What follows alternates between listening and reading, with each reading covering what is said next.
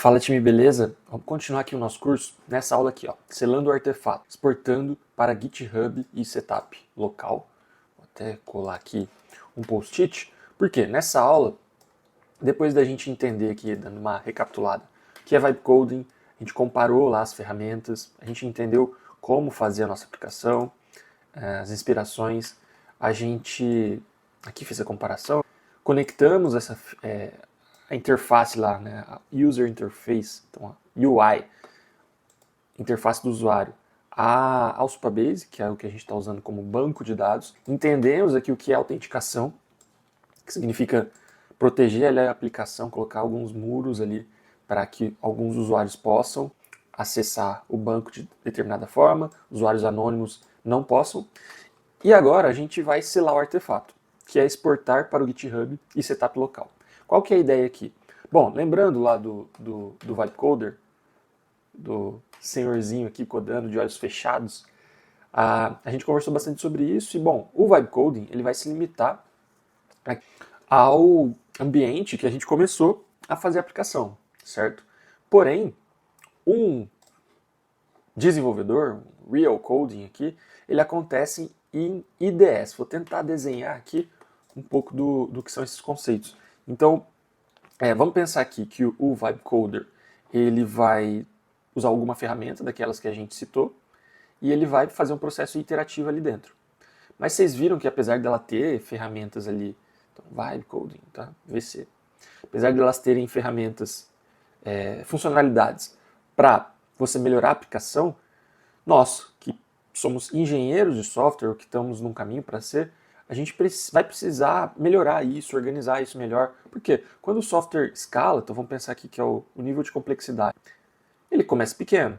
Mas vocês viram, por exemplo, que a gente já adicionou a página de busca ali dos nossos itens e tal. A gente já fez também uma funcionalidade que dependendo, de onde o usuário clicar, já vai com uma busca filtrada. Então a gente foi adicionando complexidade.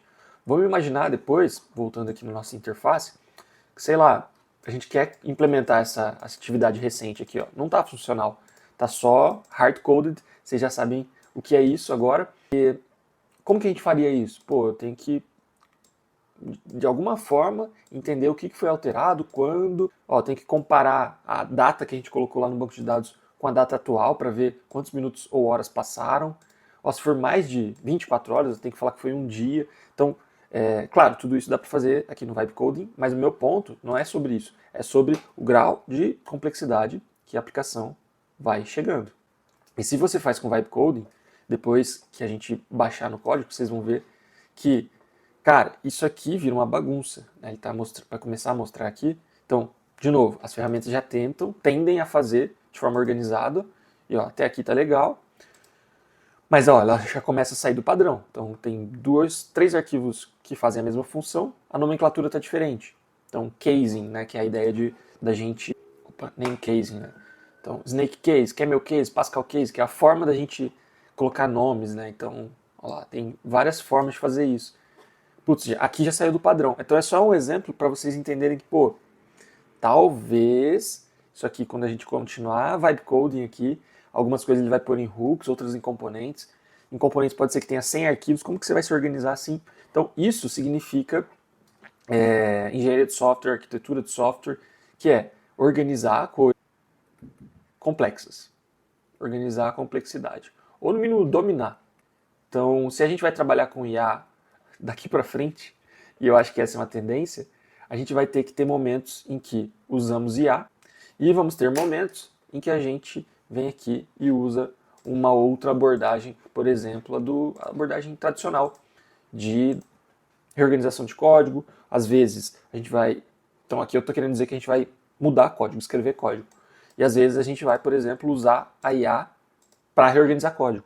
Então, ó, não gera tudo. Não, reorganiza isso aqui. Então, usar ela de diferentes formas, não só para criar novas funcionalidades, mas para também organizar isso tudo. Beleza. Então, como que a gente faz isso, dado que começamos tudo numa plataforma de Vibe Coding como o Lovable?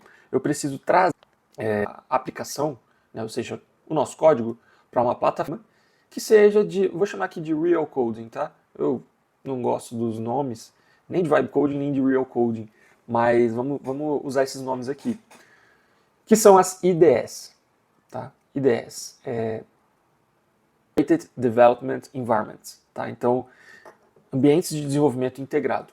A ideia mais utilizada até então era o VS Code, tá? Vou abrir uma foto para vocês já entenderem. Mas muitos de vocês podem já saber o que é uma IDE, muitos podem não saber. Então, tentando mostrar aqui a user interface de uma IDE, geralmente ela vai ter aqui na esquerda os arquivos, né, uma estrutura de árvore de arquivos, comum para quase todos nós, e ela vai ter aqui no centro, geralmente, os arquivos de fato. Tá? Embaixo ela vai ter um terminal, geralmente vai ter um terminal, e aqui ela vai ter algumas abas para extensões, em cima você vai poder controlar ali tudo que você está gerindo. Aqui é o projeto de software, então geralmente a gente vai abrir o projeto de software na. Então, se a gente precisar abrir outro projeto de software, a gente vai abrir outra janela da mesma ideia. As ideias mais conhecidas, como eu disse, até então era o VS Code, o Visual Studio. Hoje tem bastante gente da nossa área trabalhando já com ideias com IA embutida, embarcada, que a principal delas é o Cursor, né, que é o que a gente vai trabalhar aqui na aula de hoje. Na verdade, na aula de hoje a gente vai trazer esse código para o GitHub.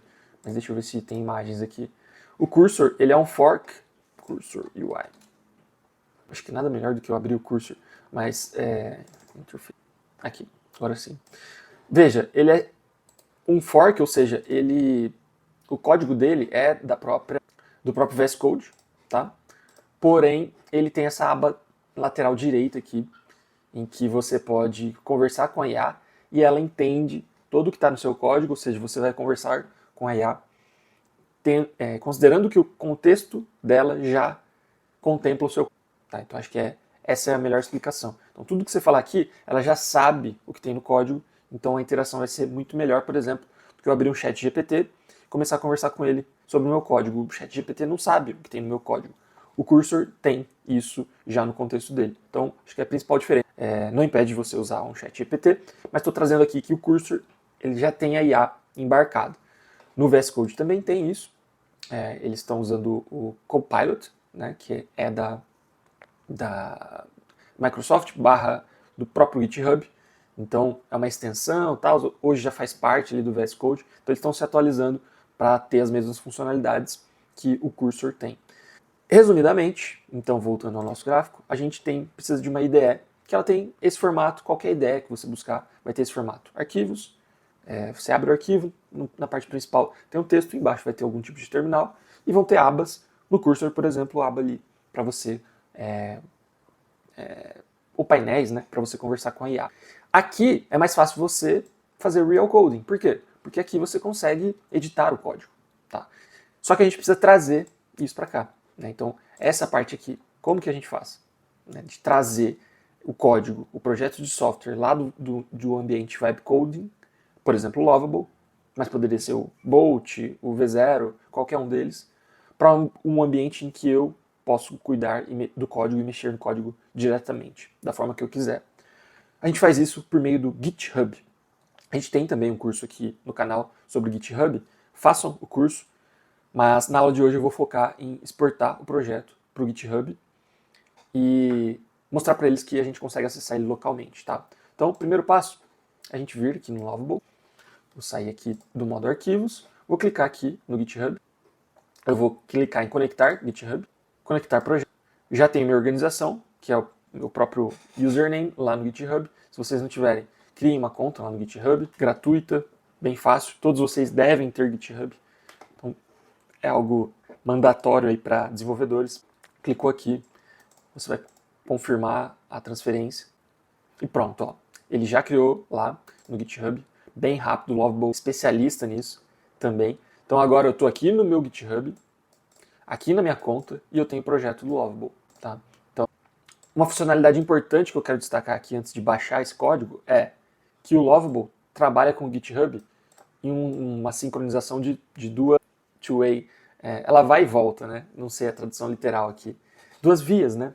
Ela vai e volta. Ou seja, o que eu alterar no Lovable vai impactar no GitHub, ou seja, eu consigo já baixar na hora para o meu código.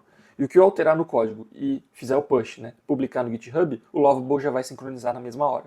Então isso é bem interessante. E, beleza, agora a gente abriu aqui no GitHub. Vamos baixar o código para nossa máquina. Então, nesse momento aqui, já fiz uma parte, que é baixar, né, salvar no GitHub. Então, essa parte está feita. A segunda parte é baixar o código localmente. Então, 2 passos aqui para a gente começar o real coding. Tá? Salvei no GitHub, pela integração, depois eu baixo o código localmente. Vamos executar isso aqui?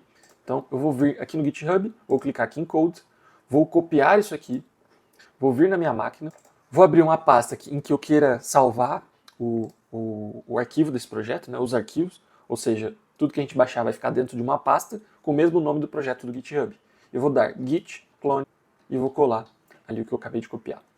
Aqui ele vai clonar tudo. Isso significa agora que se a gente der um cd é change directory, e o nome do projeto, a gente limpa a tela, ls-la, listar ali os arquivos, a gente está com o projeto aqui feito, né, baixado na verdade. Então, feito, a gente completou as 2 etapas, agora a gente já está com esse código local baixado. Na próxima aula a gente vai começar a mexer com o cursor, né? Então, se eu mostrar aqui para vocês, eu estou dentro da pasta, né? Se eu der um cursor ponto, a gente já vai abrir o editor cursor com esse projeto do Gameforge Wiki já selecionado. Ó. Então, aqui eu já estou com o meu cursor, como eu tinha mostrado nas imagens para vocês. Veja que ele já está com a estrutura, faltou um terminal aqui embaixo. Então, se eu abrir aqui, por exemplo, o app.tsx, a gente vai ver ali tudo que a gente tem de pastas e tudo mais. Beleza? Então, aqui fizemos o processo de conectar aqui a nossa selar aqui o nosso artefato, né, exportando do ambiente Vibe Coding para o ambiente Real Coding aqui. Espero que tenham gostado e até mais. Gostou dessa aula e quer ver o curso inteiro? Vai em devfellowship.com e siga @devfellowship e @tainafidelis.